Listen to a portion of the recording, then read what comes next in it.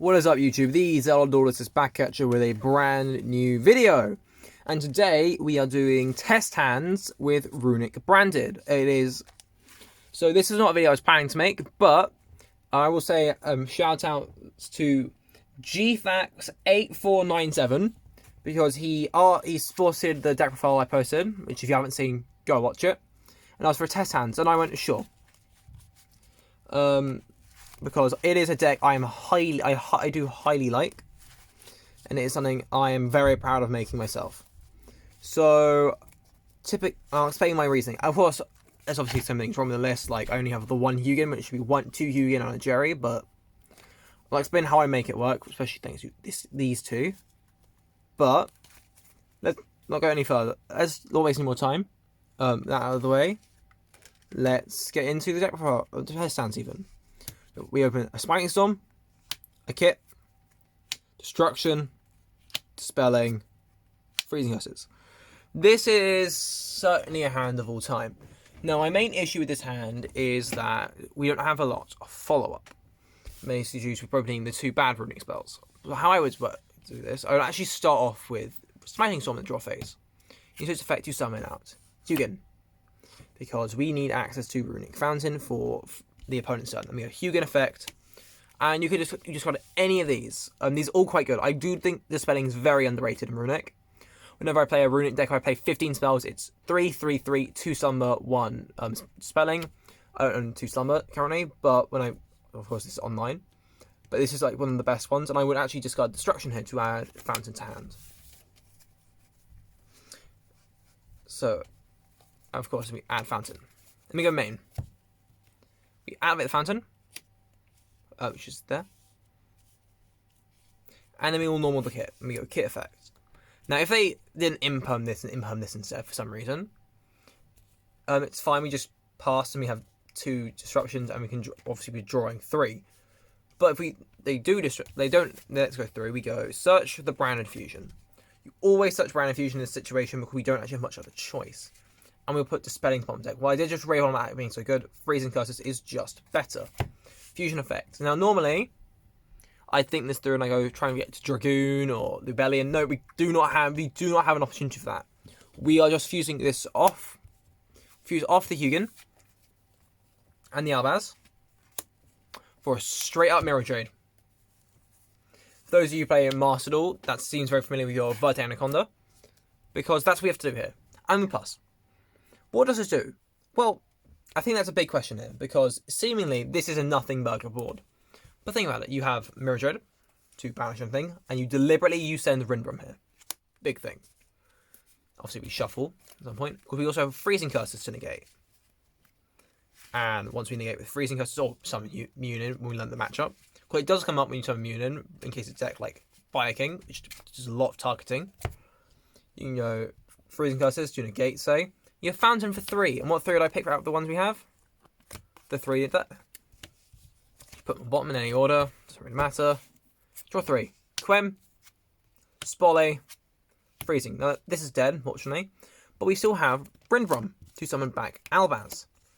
And if they remove Mirror Trade at that point, we can make another Mirror Trade. If not, we can go up into Lubellion or Albion. And from there, we can go into... if we already have Mirror Trade, go into either of them and go into, say, Sepelia from there. And that way we get an extra further disruption. So while this wasn't a great hand, it does show you what the deck can do with a not so great board. And in theory, any of these draws could have been more Runick names.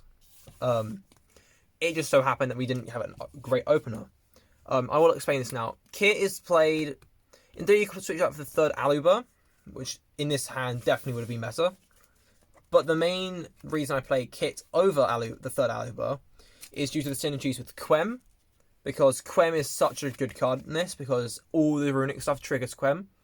And if you need branded fusion access, but you don't have access to Aluber, if you have access, say you open Quem, you have normal Quem, Runick spell summon, you and Quem dump Kit, Kit summon, Kit search, branded fusion, profit.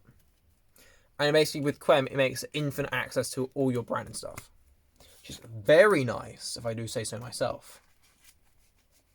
So shuffling up for the next test hand. In the comments, let me know if there's any other decks you want to see. I'm thinking of doing Invokes at some point. It'll be an online one where I own the cards, but I do love Invokes. And Synchron's on a deck I do have in the works. Or if you want to see other sort of content, I'm thinking if you want to see a Pokemon content, it's like the game, not the TCG. I don't know enough about that yet. Then let me know. Or if you want to see like Ben 10 stuff or whatever. Or literally anything, I'll look into it. Because I mentioned Ben 10 because some of you might notice in previous videos, I own the watch. And that's like the Zelda Duelist tangent. It's a bit of lore for you there. We cut the deck.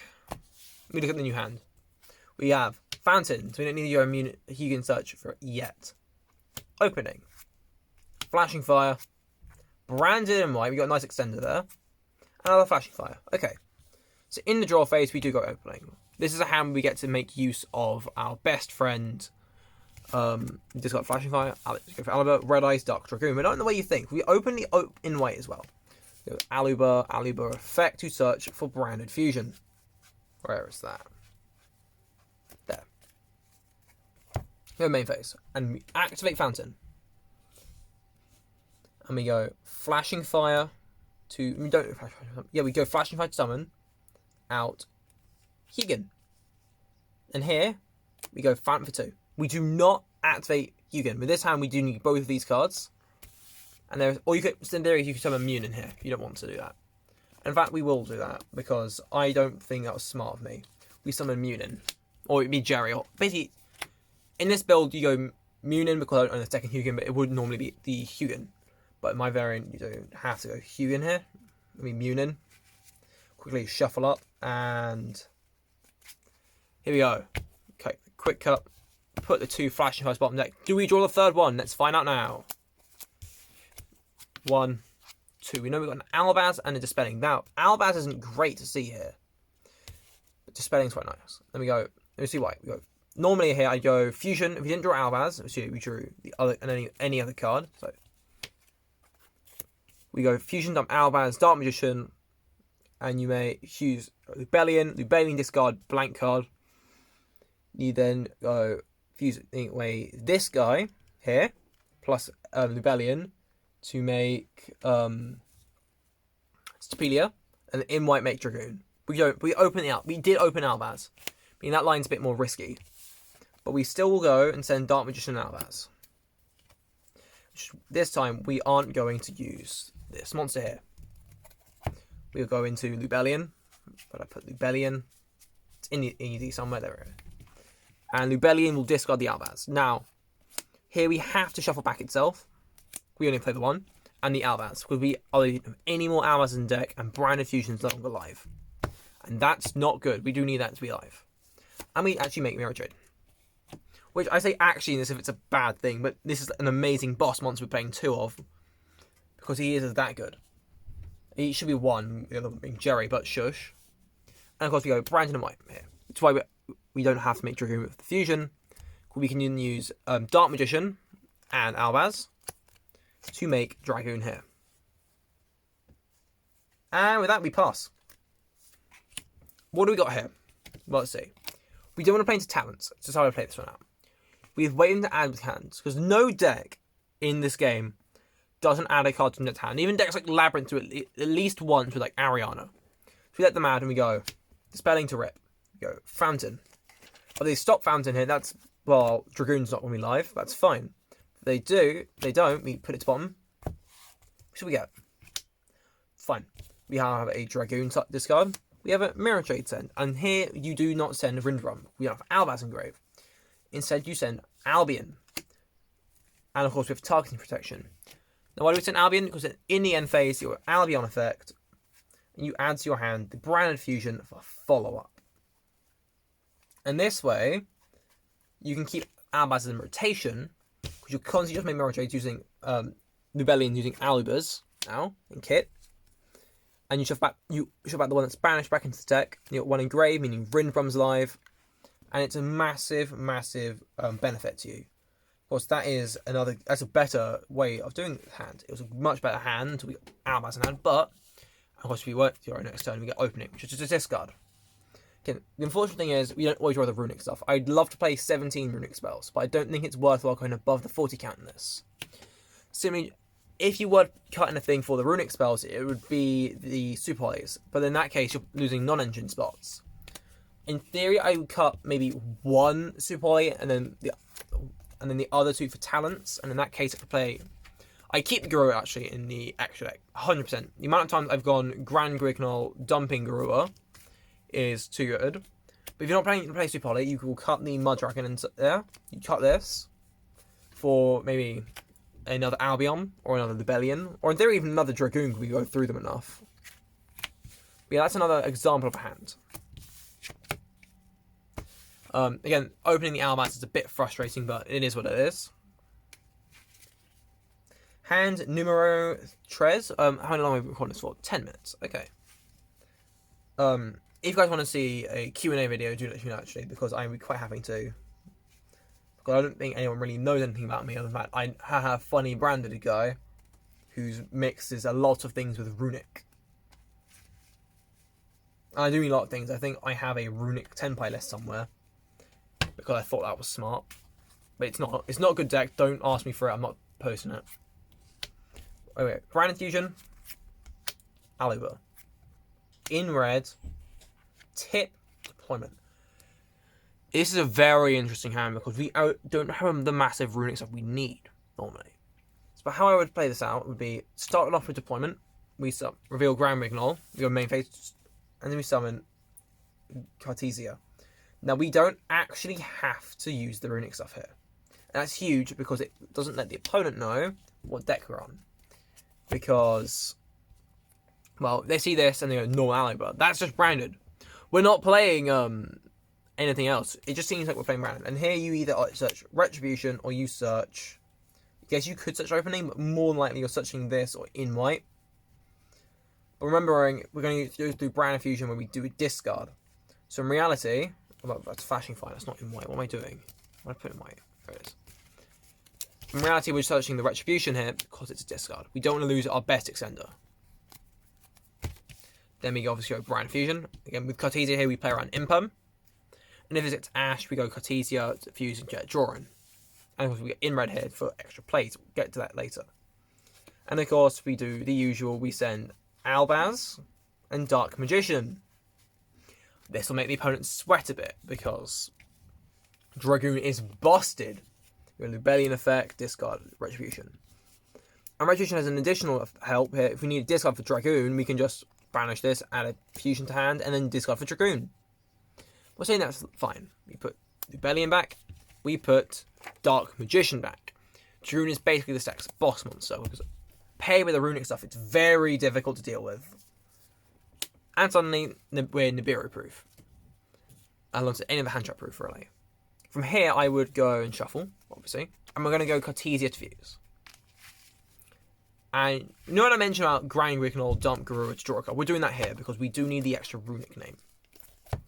We could tip to Cartesia Fuse. Now we can tip to Chain, but I'd actually rather leave it because we get a battle phase still. And this way, if we don't get another Runick spell, this can get us the extra disruption we need. Otherwise, don't bother with it. We go Garua, draw one, we get a Runick spell. We're extending. Now here, you would just normally, I'll tell you what you do. You go tip, banish one from their deck, so you then know what they're on. And you search Fountain. And you will Fountain, set in red, pass normally.